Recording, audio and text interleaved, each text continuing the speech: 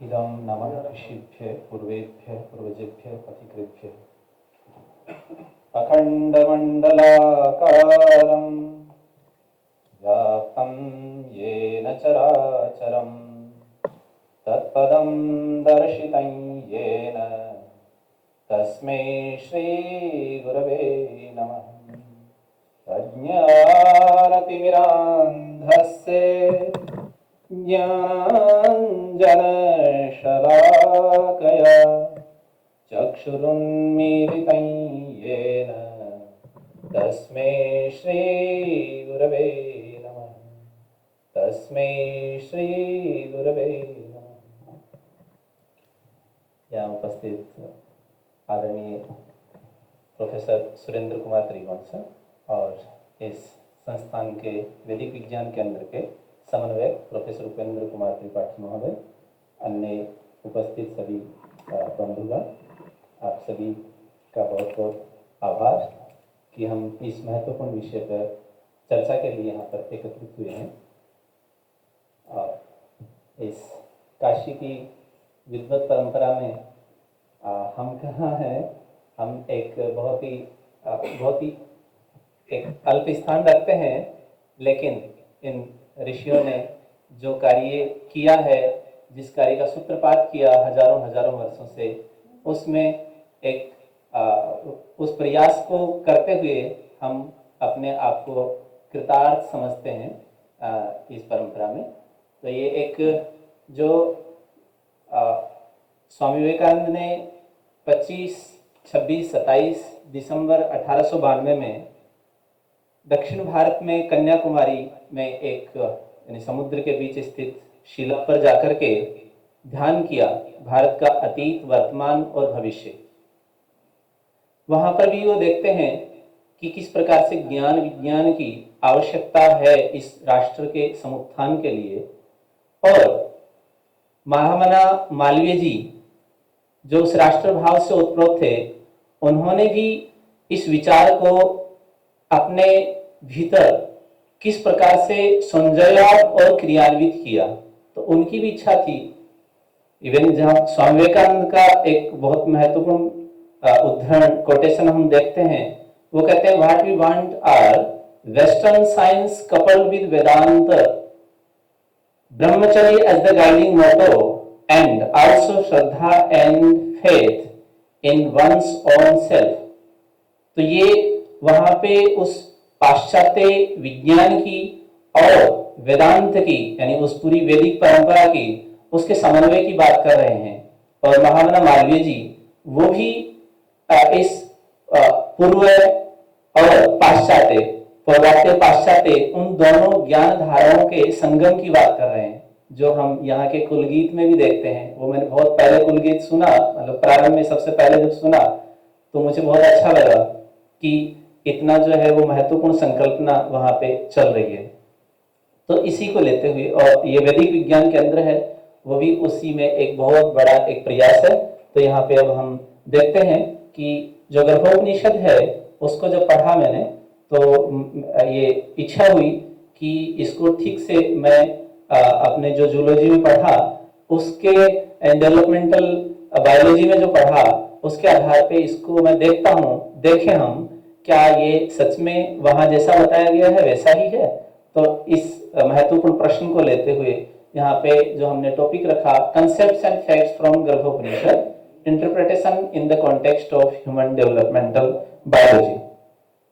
तो यहाँ पे जो हम उपनिषद, तो सामान्यतः हम जानते हैं कि उपनिषद क्या है। तो जो Upanishad represent the philosophical aspect of the Vedas, जो दार्शनिक पक्ष है या जो वेदों में एक एसेंस के रूप में है, सारभूत रूप में है उपनिषदों में। तो the word Upanishad is derived from upa, near, ni down and shad, to seat.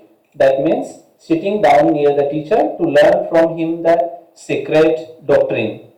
So the Upanishads are the production of the highest human wisdom. ये भी जब शोपेनहावर उन्होंने पढ़ा तो उन्होंने भी बहुत प्रशंसा की, उनका भी मन है कृतार्थ हुआ।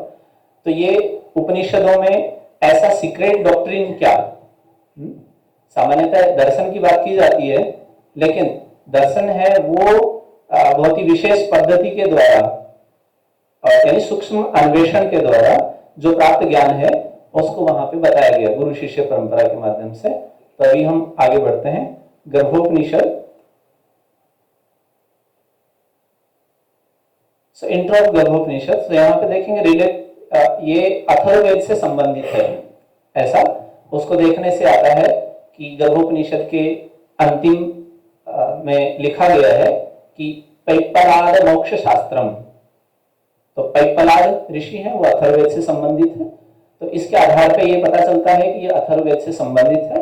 लेकिन कुछ हैं विद्वान, उन्होंने ऐसा भी कहा है कि ये कृष्ण यजुर्वेद से संबंधित है। तो यहाँ पे गर्भोपनिषद दो शब्द हैं इसमें, गर्भ और Upanishad. So garbha means the period of origin and development of embryo and uterus, and Garbhopanishad meaning a treatise which deals with knowledge about origin and development of embryo. So भ्रूण के उत्पत्ति व विकास से संबंधित ये है। अब यहाँ पे ये उपनिषद क्यों है फिर, जब उसमें भ्रूण की उत्पत्ति व विकास से संबंधित वर्णन करना है तो उपनिषद है क्योंकि अध्यात्म से संबंधित है। यहाँ पे उस ग्रंथ में यानी गर्भोपनिषद में अंत में लिखा गया पेप्पलाद मोक्ष शास्त्रम। ये मोक्ष शास्त्र कैसे है, तो ये इन अलग अलग अवस्थाओं या शरीर की उत्पत्ति, शरीर के जो घटक अवयव हैं, इन सब का वर्णन करते हुए इस भाव में ले जा रहे हैं कि ये समझते हुए कि किस प्रकार से गर्भ में इतना समय रहना होता है, ये डेवलपमेंट की स्टेजेस होती हैं, इसकी संरचना को इसलिए समझना है ताकि इससे हम मुक्त हो सकें। तो ये मुक्ति का संदेश है वहां पे, इसलिए ये उपनिषद तो यहाँ पे जो प्राइम गोल है इस उपनिषद का वो है स्पिरिचुअल गोल है, आध्यात्मिक ही लक्ष्य है इसका। So liberation from birth death cycle. और इसका समय क्या है, तो ये कुछ उपलब्ध स्रोतों के आधार पे जो जिन्होंने ऐसी गणनाएं की हैं, क्योंकि वैसे तो वैदिक परंपरा में किसी ग्रंथ का या किसी विचार का निश्चित समय निर्धारण करना बहुत बड़ी समस्या है। एक वो उसकी विशेषता है कि ऐसा हम कर नहीं सकते, लेकिन फिर भी कुछ विद्वानों ने प्रयास किया तो उन्होंने कहा कि इसको 800 BC हम रख सकते हैं, यानी 800 ईसा पूर्व इसका समय निर्धारण किया। आगे अब हमने इसमें बहुत विषय हैं गर्भोपनिषद में, लेकिन मॉडर्न ह्यूमन डेवलपमेंट बायोलॉजी के साथ कंपैरिजन की दृष्टि से हमने कुछ एरिया सेलेक्ट किए हैं कि किन में हम इस पे फोकस कर सकते हैं। तो पहला है स्टेजेस आफ्टर फर्टिलाइजेशन यानी एम्ब्रियो डेवलपमेंट का, और reasons behind the birth defects, and तीसरा comparison with observations of modern human developmental biology. ये इसमें 3 पार्ट्स हैं जिनकी चर्चा हम करने वाले हैं। नेक्स्ट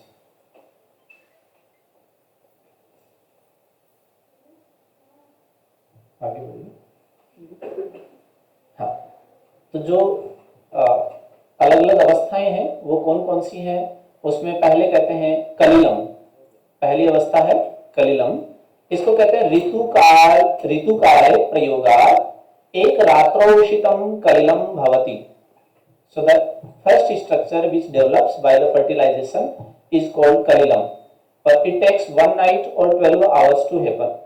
ऐसा वहां पे कह रहे हैं कि एक रात्रि में जो पोषित है या उषित है वह कलिल कहलाती है, वह अवस्था कलिल कहलाती है। तो यदि हम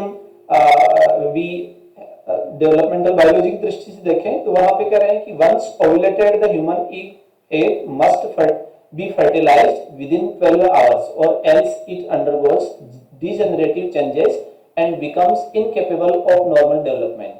तो ये यहाँ पे हमने संदर्भ भी दिया। वो कहते हैं कि इसको यदि 12 घंटे के अंदर अंदर यदि वो निषेचित नहीं होता है अंड, तो वह फिर अपघटित होने लगता है, यानी उसकी जो सामान्य विकास वहां पे नहीं है, उसमें डिजेनरेशन होने लगता है, ऐसा बता रहे हैं। दूसरा फिर अगली अवस्था कलिलम के बाद में, नेक्स्ट बढ़िए, बुद्बुद।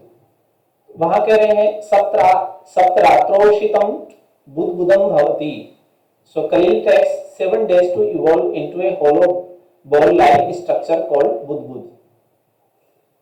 तो ये बुद्बुद है, उसको अभी एम्ब्रियोलॉजी में हम ब्लास्टोसिस्ट के रूप में देखते हैं कि वहां पे भी ऐसी जो है होलो बॉल लाइक स्ट्रक्चर है वो बनती है। तो इसलिए उसका नाम उन्होंने बुद्बुद रख दिया कि जैसे बुद्बुद होता है वो अंदर से खाली रहता है, बाहर से उसकी ऐसी शेप होती है। तो इसको अभी देखिए बुद्बुद इत्यादि ये बहुत ही सूक्ष्म अवस्थाएं हैं, लेकिन उन सूक्ष्म अवस्थाओं को इससे पहले जो कलिल बताया गया ये तो और भी सूक्ष्म अवस्था है, लेकिन उस अवस्था को भी उन्होंने कैसे परीक्षण किया उसका, ये अपने आप में एक चिंतन का विषय है जी। तो बुद्ध के बाद में अगली जो अवस्था है वो पिंड है। तो वो कहते हैं अर्धमासाभ्यंतरेण पिंडो भवति। तो 15 दिन में यह जो स्थिति है वो पिंड के रूप में बनती है, और this time cells start to be condensed, condense होना प्रारंभ कर देती है, संघनित होना प्रारंभ कर देती है उस समय पे। तो इसलिए वो 15 दिन में एक पिंड के रूप में बनता है जी। फिर आता है कठिन। तो फिर 1 महीने में कैसी स्थिति होती है, मासाभ्यंतरेण कठिनो भवति, पिंड becomes condensed slowly and converts in a solid structure at the period of 1 month. So according to embryology, at this stage of 1 month, all the embryonic layers are formed. ये कठिन अवस्था है जो गर्भोपनिषद में बताया गया। नेक्स्ट फिर शिरः। अब कहते हैं मास द्वयेन शिरः कुरुते। अब 2 महीने के अंदर ये पहले सिर बनना प्रारंभ हो जाता है। तो with in 2 months formation of head happens. तो यहाँ पे यदि हम डेवलपमेंटल एनाटॉमी में देखें तो इन 6th week head becomes dominant in size and 6th week means 2nd month। Next अब इनका कंपैरिजन है वो हमने एक साथ में करके दिखाया। तो डेवलपमेंटल स्टेजेस क्या क्या हैं इसमें डेवलपमेंटल एनाटॉमी की दृष्टि से, और जैसे एक रात्र कलिलम इधर 12 आवर्स, तो ये फर्टिलाइजेशन की स्थिति है। फिर सप्तरात्र का बुद्ध है तो ये 6 days की, और यहाँ पे ब्लास्टोसिस्ट बन रहा है। अर्धमास तो ये पिंड स्थिति कहला रही है, और इधर 2 weeks का समय है, और एक्टोडर्म मेसोडर्म एंड एंडोडर्म है वहां पे प्रेजेंट है। 1 मास में कठिन, और ये 4 weeks की स्थिति है।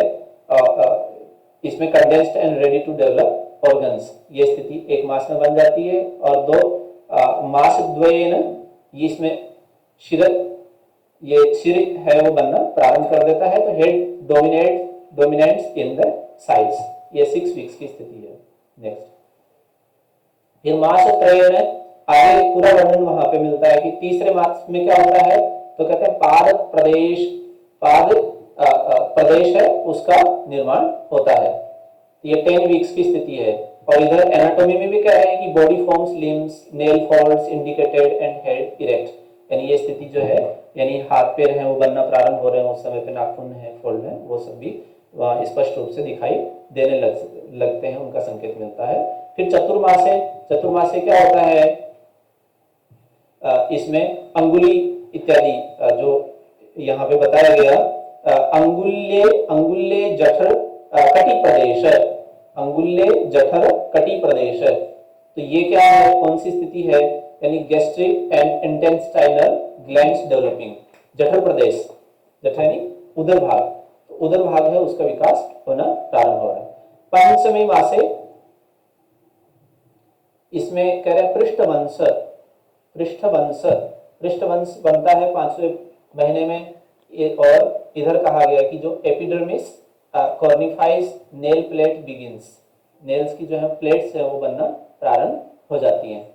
और 6ठे मासे तो यहाँ पे नासा अक्षिणी